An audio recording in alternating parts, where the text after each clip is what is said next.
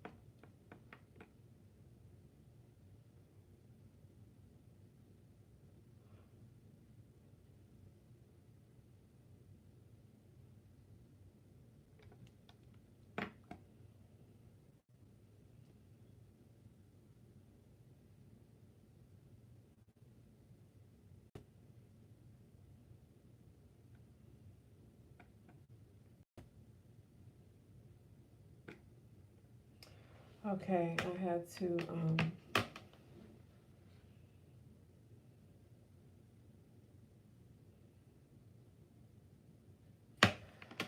okay, you guys. Technology, I swear.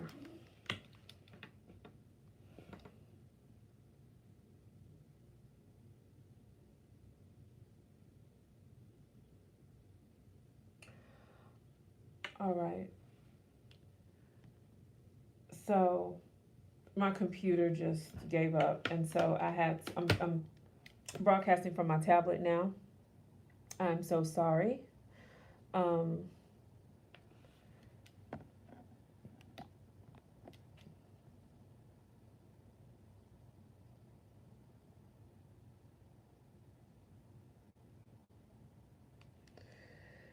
Okay, so people are hopping on. I guess they checked the link.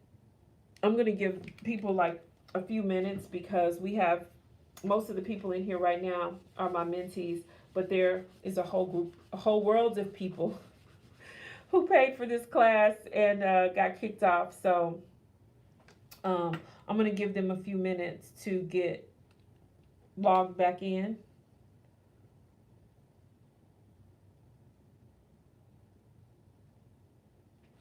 Well, now it says it's only one person on the broadcast. What is going on?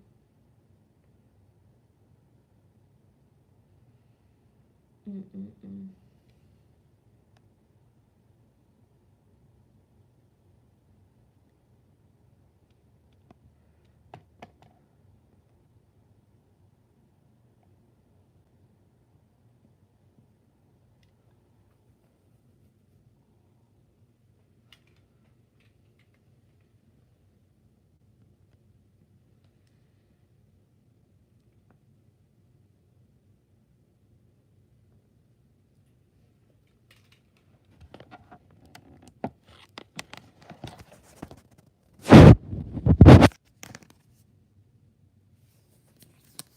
Okay, fine.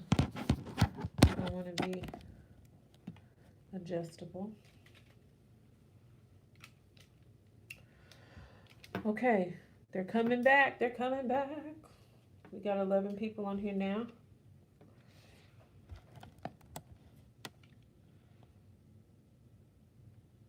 Okay, I'm going to just prepare to go ahead and get started.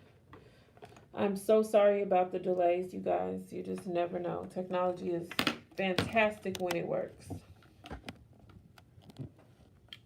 Okay, so we were talking about different types of earth that you can incorporate into your spiritual work. And where we stopped was dirt, different types of dirt. And I mentioned graveyard dirt. I talked about bank dirt and dirt from a school or university and even a library. So I hope that you got from that explanation the understanding that you can actually make an ingredient do what you need it to do as long as it's within the realm of possibilities for that particular ingredient. And like I tell my mentees all the time, the most important ingredient is your intention. What is it that you want that particular thing to do? What is it that you need? Regardless of the ingredient, your intention is going to be the most powerful of them all. Okay, so now that we know we can use dirt as an earth element, let's talk about plants. Plants would be considered an earth element because they grow out of the ground, they come from the earth. Um, you can use the leaves, the roots, the bark. Okay, so you can use the leaves of plants. That would go for trees, that would be herbs, mint, chamomile. Those are all examples of herbs that you can use. But you can also use the bark from trees, which would be cinnamon, would be an example of that. You can use the fruits that come from plants, and you can also use their seeds. So that's how you can work the earth element, an additional way to work the earth element into your work. And you can include these items in spiritual baths. You can include them in sachets. You can include them in almost any magical application. You can dress your candles with them. You can crush them and roll your candles in them. It's just the understanding that bringing in that earth element is a necessary component of a very successful and powerful spell or prayer. My favorite types of plants to use, or herbs in this case, would be mint. I like to use mint because mint has a quickening effect. You can, again, use the mint in baths, spiritual baths. You can use it to dress a candle. You can include it in a sachet. And like I said, mint has a quickening effect. It also has the effect of clearing away stagnant energy. It is a very beautiful smelling element. So if you're making sprays, for example, mint is a great addition. Not only will it make your spray smell nice, but it might make your work happen faster.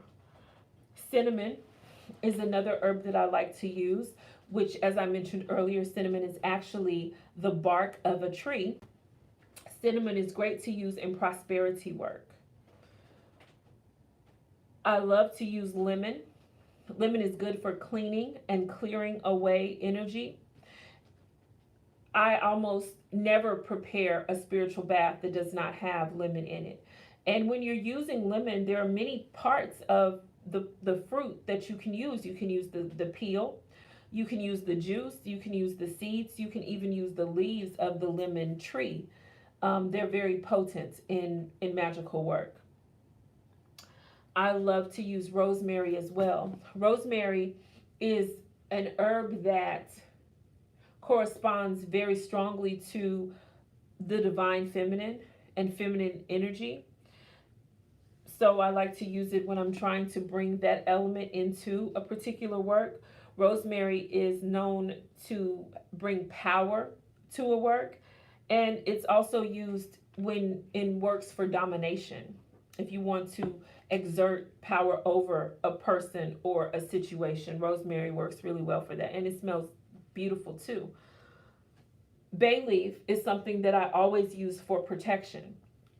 Bay leaf can be used in so many different applications, so many different ways. I mean, you can crumble it and include it in baths. You can dress candles with it. You can put it in sachets. You can actually write things on the bay leaf. If there's someone that needs to be protected, you can write their name on a bay leaf.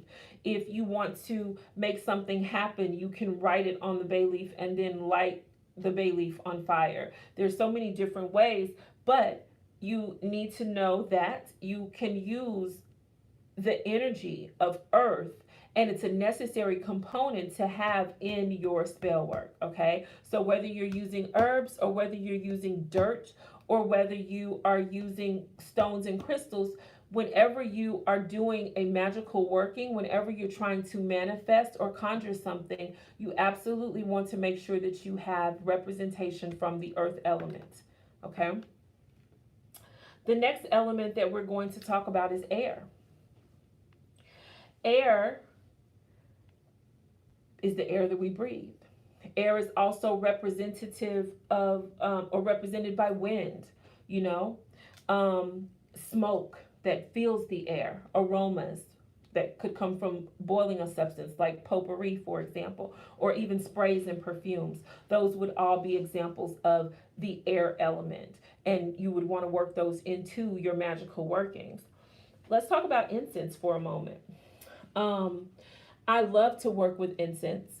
I include it as a part of almost any prayer work or spell work that I do. My favorite incense are frankincense, which has been known since nearly the beginning of time to raise the vibration of a space. That is why they use incense in the Catholic Church. That is also why incense is one of the items that the three wise men were bringing to the baby Jesus. Incense is very, very powerful. It smells amazing, and I definitely include it in my works. And like I said, it's known to raise the vibration of a space when you burn it. But but frankincense also has many, very many natural properties that are amazing, from everything from cancer fighting to inflammation reduction. So do a little bit of research on frankincense, but it's definitely something you should have in your arsenal. I also like copal resin. Copal, C-O-P-A-L. It is a resin, and it's burned, and it calls the spirits.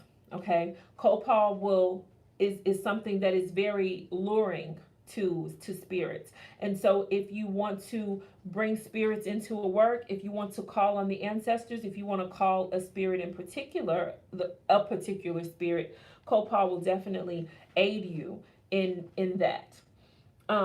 Sage is another incense that I use quite often, and we all know that sage removes negative energy.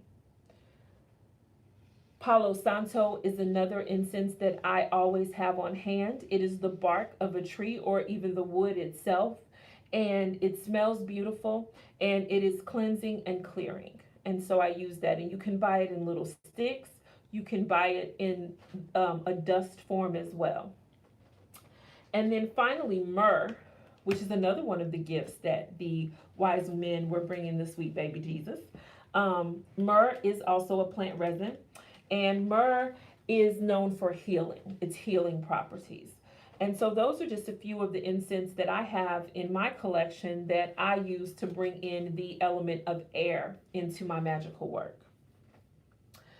Another way to weave the air element into your work would be through tobacco, particularly in Native American magic and Native American healing and spiritual work. You find tobacco used a lot. The leaves are burned and just allowed to permeate the air like we would do an incense. Also, the smoke is worked with a lot. Shaman will actually spray or blow the smoke onto a person to cleanse them or even heal them.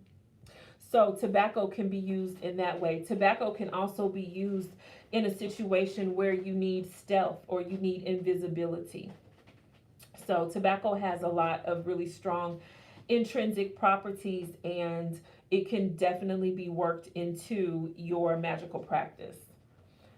I mentioned earlier a little bit about sprays, and sprays are a way to bring in the air element. You spray it into the air and it has an effect on the surrounding area.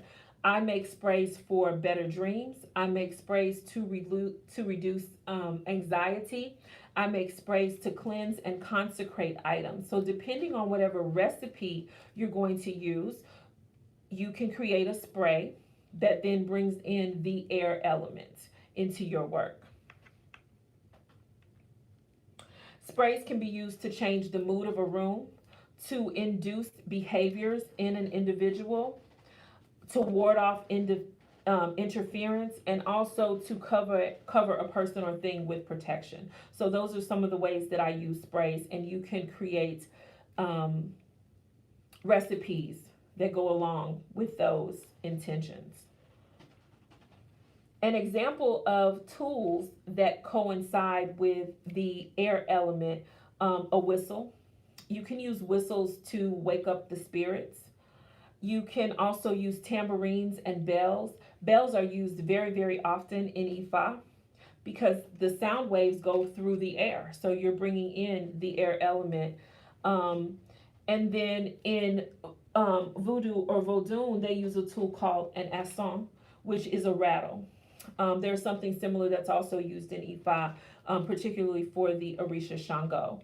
And so those are examples of how you can bring the air element into your work. So you can shake your tambourine while you're praying, and you have been brought in air element and added another layer of power and purpose to whatever it is that you're praying for.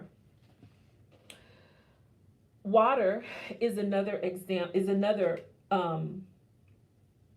element that you want to make sure you're bringing into your magical work. Thunderstorm water is a type of water that you definitely should have in your arsenal, and it is simply water that's collected during a thunderstorm. Thunderstorm water can be used in battle work. So when you are fighting a person or a situation, you can use thunderstorm water. It can be used to wash one's head or to wash your hair if you need to protect your head, or if you need help with your strategy about a particular situation. It can be used in floor washes to protect a space. And it can be mixed into inks that you then use to write down your prayers or petitions, okay, to bring that thunderous battle energy into whatever it is that you're working on. Morning dew and evening dew are another example of magical waters, and obviously you want to collect them either in the morning or the evening. Dew can be used in renewal work. It can be used for blessing and purification. And it is an excellent addition to prosperity work because dew almost appears out of nowhere. And so there's an intrinsic magic associated with dew that you definitely can tap into when doing your magical work. Another type of water that I like to work with I call it tears of the devil's wife. I am from the southern United States, and when I was growing up, old people would say that the devil was whipping his wife whenever it would rain and the sun was shining. And so I began collecting that water and working with it and using it as part of my magical practice. And I suggest you do the same. And tears of the devil's wife can be used in love potions. It can be used in banishment work, and it can also be used if you are doing work for revenge. So tears of the devil's wife is water that is collected from a rain shower that happens while the sun is shining. Okay. And then ordinary rainwater is just water that you collect when it's raining.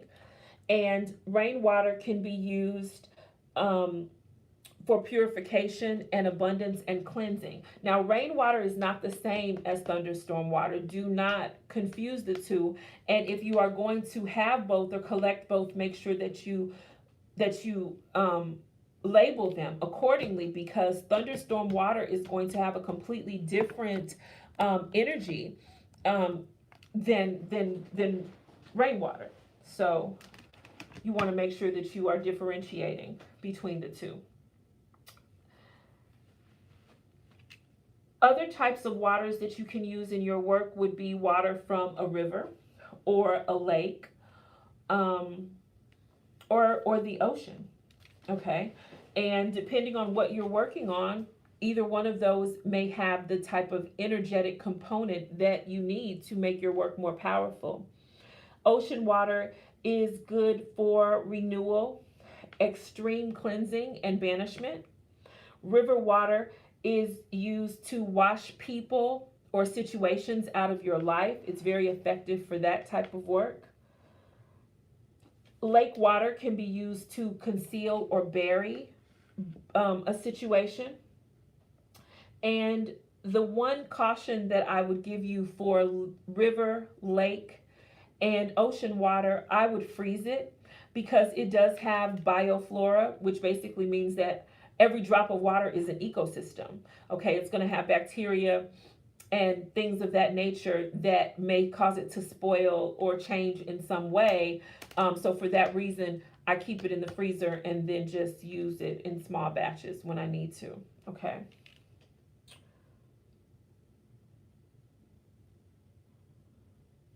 The last element that I want to talk about tonight is fire. So the fire element is obviously and very simply fire. But there are different ways that we can work with fire. We can use candles.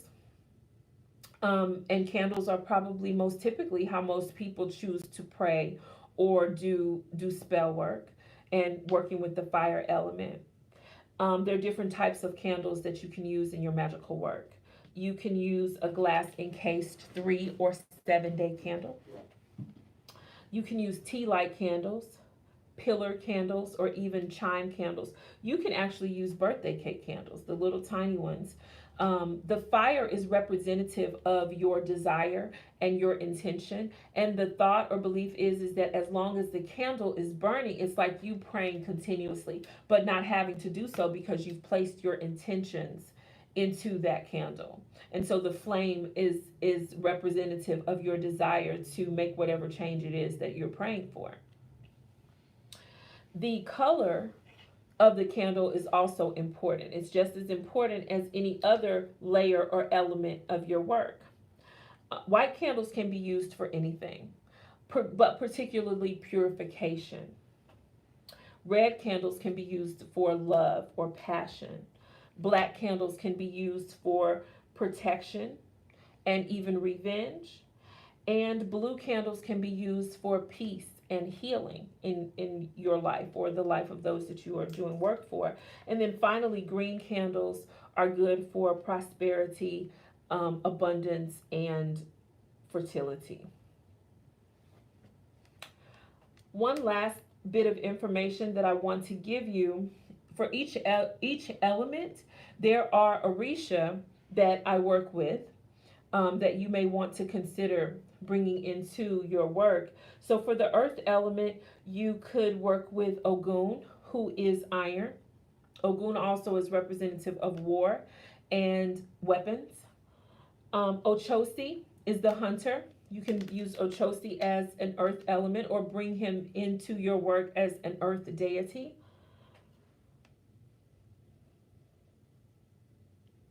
Oya would be the Orisha for the air element. Oya is the wind. The winds of change is actually what Oya governs. For water, you may use Yemeya or Oshun or even Olokun.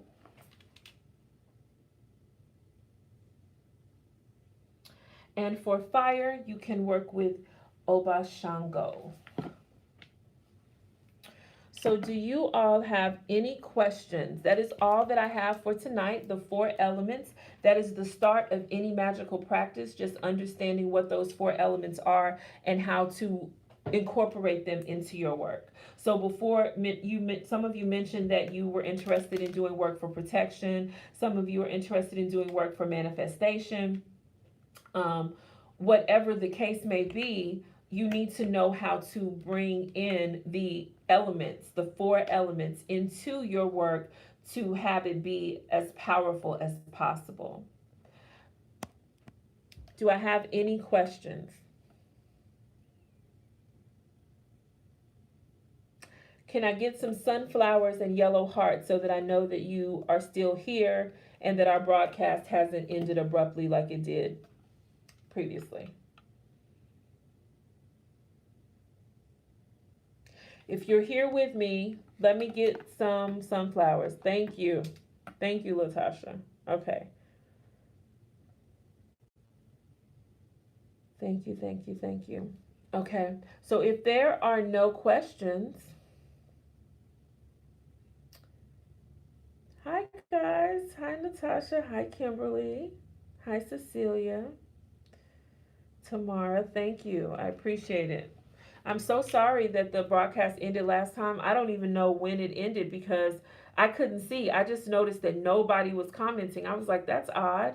So then I was like, if somebody's there, let me get some sunflowers. And I didn't get any sunflowers. And then I said, let me get some hearts. And I didn't get any hearts. And I was like, okay, I don't think they can hear me. I'm really, really sorry about that. Does anybody have any questions? Hi, Latasha.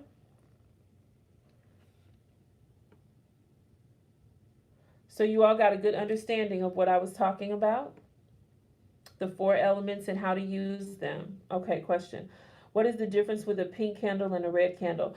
Very good question. So a pink candle is more for self-love, platonic love, feelings of love, whereas red is going to be more passionate or romantic. Now, that's in my opinion. You may feel otherwise, and you may feel led to do something a little bit different, and you certainly have that right. Again, your intention is going to be the most powerful ingredient. Any other questions?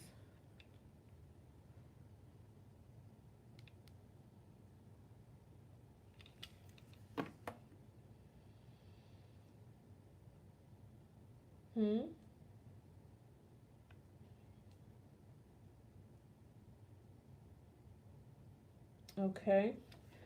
Well, if you guys don't have any questions, I am going to go ahead and end the broadcast. Other recommendations using fire. Yes, a fire pit. You know, you can especially, well, actually you can do it year round. I don't know why you'd want to do it in the heat of summer, but you could. A fire pit would be a great way to bring in fire into your work because you can dance around a fire pit. You can throw things into a fire to represent transformation, destruction, the ending of a cycle and things of that nature. You could do the same thing with a barbecue grill, to be honest with you. So, I mean, fire as an element is pretty simple. The different ways that we use it would be up to the practitioner, really. What are the other types of dirt after graveyard dirt? Oh, okay. So we have graveyard dirt, You can use bank dirt from a bank if you're doing money work. You can use dirt from a school or a library if there are things that you want to know or information that you want to keep or have or be hidden. Really, you just have to use your imagination, particularly in hoodoo. There are not so many rules. It's about what your intentions are, and it's about using what you have to get what you want.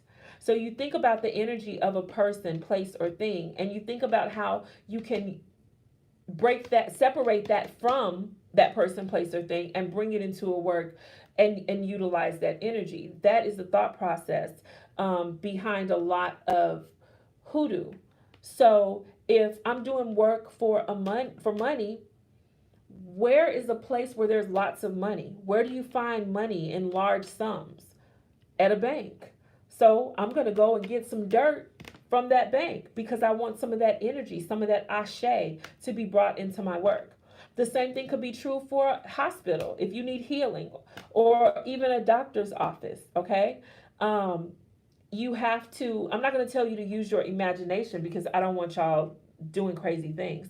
I want there to be a science and a type of deliberate strategy behind your thought process, but just know that you can make almost anything work if you work it.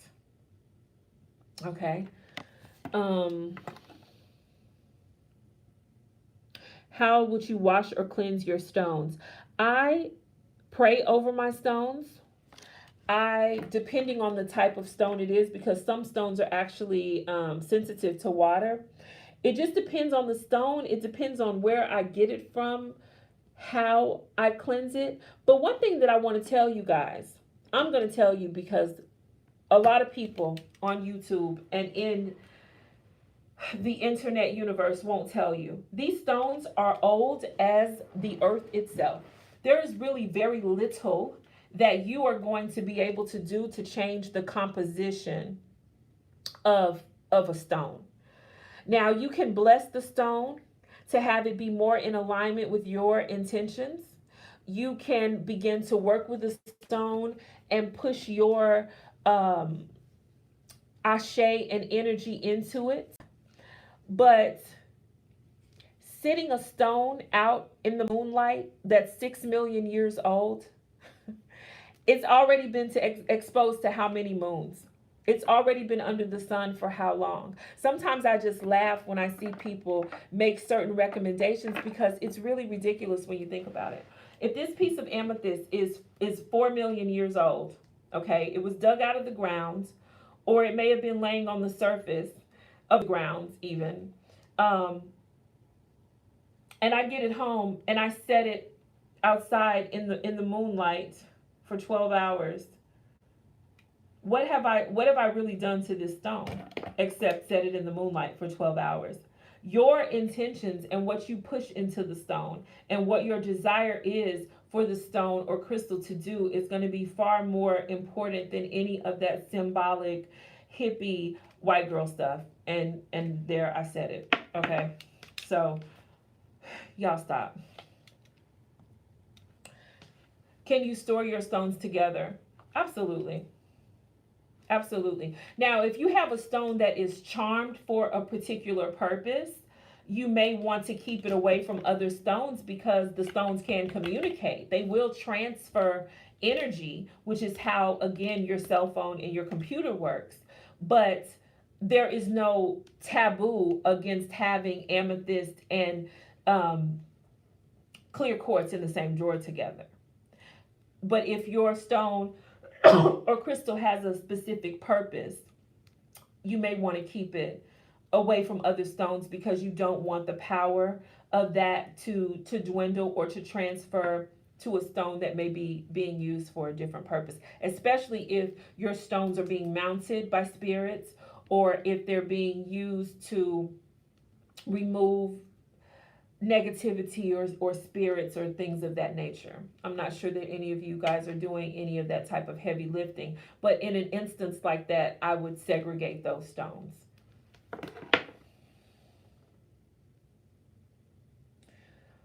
LaTanya, yes, y'all need to stop. Y'all need to stop um, anything else? Any other questions? Tomorrow we're going to talk more about ancestors and how to pray. We're going to talk about working with the ancestors and how to pray. Okay. Someone said you shouldn't place stones on your altar because they draw the energy from your offerings. Is that true? I don't know who said that, and I don't know what they're talking about. No, I don't think that's true. I put stones on my altar all the time. It depends on what type of work that I'm doing. Now, you don't need to include a stone or crystal in your offering, but no, I don't agree with that.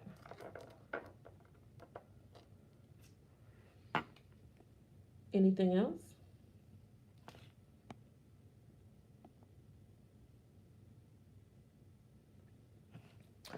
All right, lovelies. I am going to end the broadcast right here. I'm sorry for the technical difficulties. I certainly did not mean to hold you guys this long. Tomorrow, we will try to be more efficient with our technology. And I thank you.